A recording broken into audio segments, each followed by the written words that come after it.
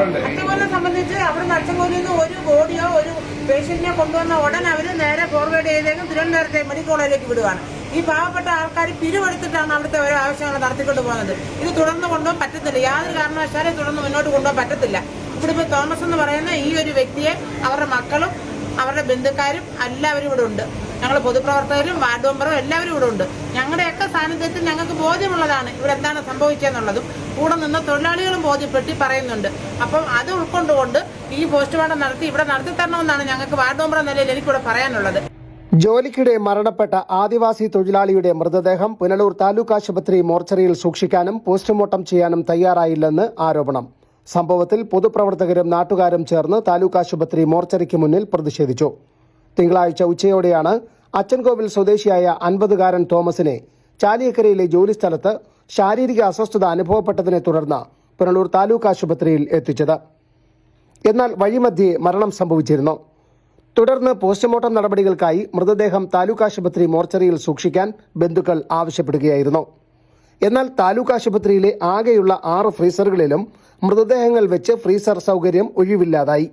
ഇതിനെ തുടർന്ന് ചെമ്മന്തൂരിലെ സ്വകാര്യ മോർച്ചറിയിലാണ് മൃതദേഹം സൂക്ഷിച്ചത്.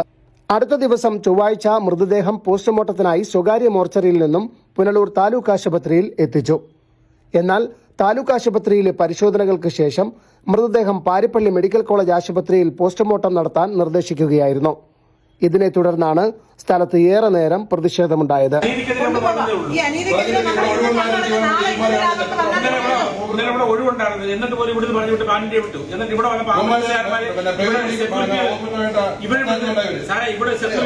ആംബുലൻസ് വിളിക്കും. ഇതിൽ ആംബുലൻസുകാർ തമ്മിൽ ഇവിടെ വടിയായിരുന്നു.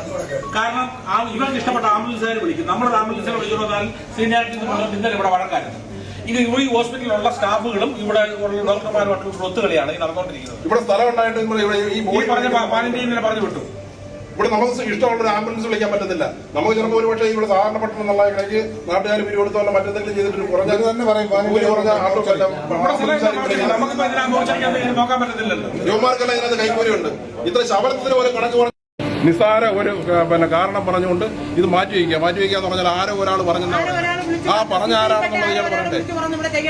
അത് മര്യാദയല്ല. ഇവിടുന്ന് ഈ ബോഡിയും കൊണ്ട് പാരിപ്പള്ളിയിൽ പോയി കഴിഞ്ഞാൽ വഴിയിൽ എവിടെയെങ്കിലും ബ്ലോക്ക് ആയി കഴിഞ്ഞാൽ 3 മണിക്ക് മുമ്പ് അവിടെ ചെന്നില്ലെങ്കിൽ ഈ ബോഡി പോസ്റ്റ്മോർട്ടം ചെയ്ത് കിട്ടത്തില്ല. പോസ്റ്റ്മോർട്ടം ചെയ്ത് കിട്ടിയില്ലെങ്കിൽ വീണ്ടും മൊബൈൽ മോർച്ചറി എടുക്കാനുള്ള സാമ്പത്തികമൊന്നും അവർക്കില്ല. ഇതാരാണ് ചെയ്യേണ്ടത്? ഇത് ഈ ഞങ്ങൾ ഇവിടെ പൊതുജനങ്ങളോട് കാണിക്കുന്ന ഏറ്റവും വലിയ അവഗണനയാണ്.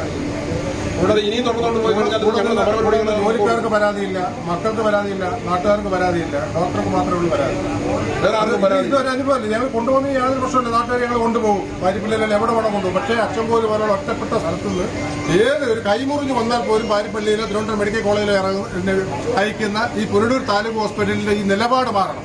സിസ്റ്റം മാറി. അത് ഇവർ അറിഞ്ഞിട്ടില്ല. ഇതുവരെ ഭരണം പോയതൊന്നും ഇവർ അറിഞ്ഞിട്ടില്ലെന്ന്. ഇപ്പൊ പഴയത് തന്നെ വീണ്ടും തുടരുക. ഒരു ഗർഭിണിയെ കൊണ്ടുവന്നു കഴിഞ്ഞാൽ പ്രസവിച്ച് കഴിഞ്ഞാൽ കുഞ്ഞ് മരിക്കല്ലേ തള്ള മരിക്കുമെന്ന് പറഞ്ഞിട്ട് മുൻകരുതലോടുകൂടി ഇവരുടെ ഭാഗം സേഫ്റ്റിയാക്കാൻ വേണ്ടിയിട്ട് പാവങ്ങളെ ഇവിടുന്ന് വീണ്ടും 4000 രൂപ ആംബുലൻസിന് കൊടുത്ത് മെഡിക്കൽ കോളേജിലോ പാരിപ്പള്ളിയിലോ ഒക്കെ കൊണ്ടുപോകേണ്ട രീതിയിലാണ്. ഈ പ്രവണത ഇവിടെ അവസാനിപ്പിക്കണം. ആൾക്കാരാണ് കാണിക്കുന്ന എന്തിനാണ് ഇത്രയും വലിയ കാഴ്ചകളാവുമ്പോൾ ഇത്രയും വലിയൊരു കോടിക്കണക്കിന് മുടക്കി ഒരു പോലീസ് സർജൻ ഉണ്ടെങ്കിൽ ഇവിടെ പോസ്റ്റ്മോർട്ടം നടത്തുമെന്നാണ് പറയുന്നത്. ഒരു പോലീസ് സർജൻ ഉണ്ടായാലും പോലീസ് സർജൻ നടത്തേണ്ട ഒരു കേസ് അല്ലത്. ഇതൊരു സാധാരണ ഒരു ഇവിടെ നിന്നാണ് 8-9 തൊഴിലാളികൾ എടുത്തുകൊണ്ട് വന്നതാണ്. ആ തൊഴിലാളികൾ എടുത്തുകൊണ്ട് വന്ന് ഇവിടെ ഹോസ്പിറ്റലിലാക്കി ഇവിടെ വന്നപ്പോൾ ജീവൻ പോയി.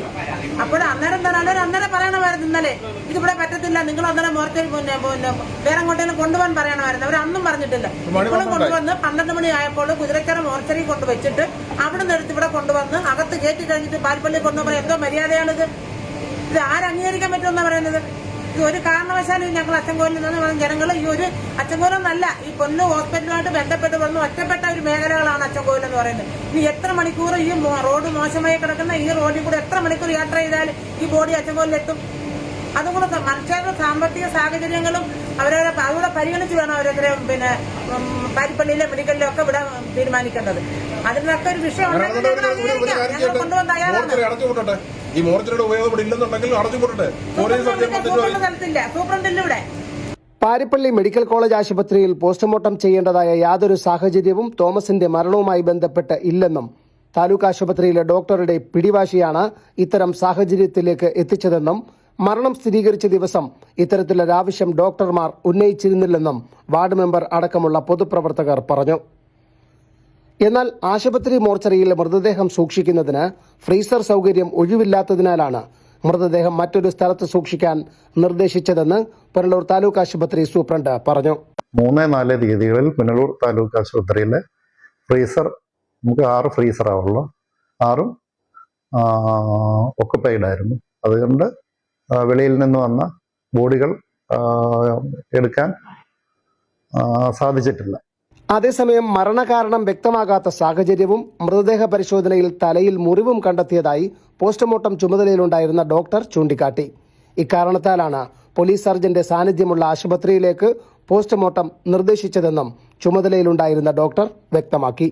കിഴക്കൻ മേഖലയിലെ ജനങ്ങളുടെ ഏകാശ്രയമായ പുനലൂർ താലൂക്ക് ആശുപത്രിയിൽ പോസ്റ്റ്മോർട്ടം നടപടികൾ ചെയ്തിരുന്ന പോലീസ് സർജന്റെ തസ്തിക നിലവിൽ ഒഴിഞ്ഞുകിടക്കുകയാണ്.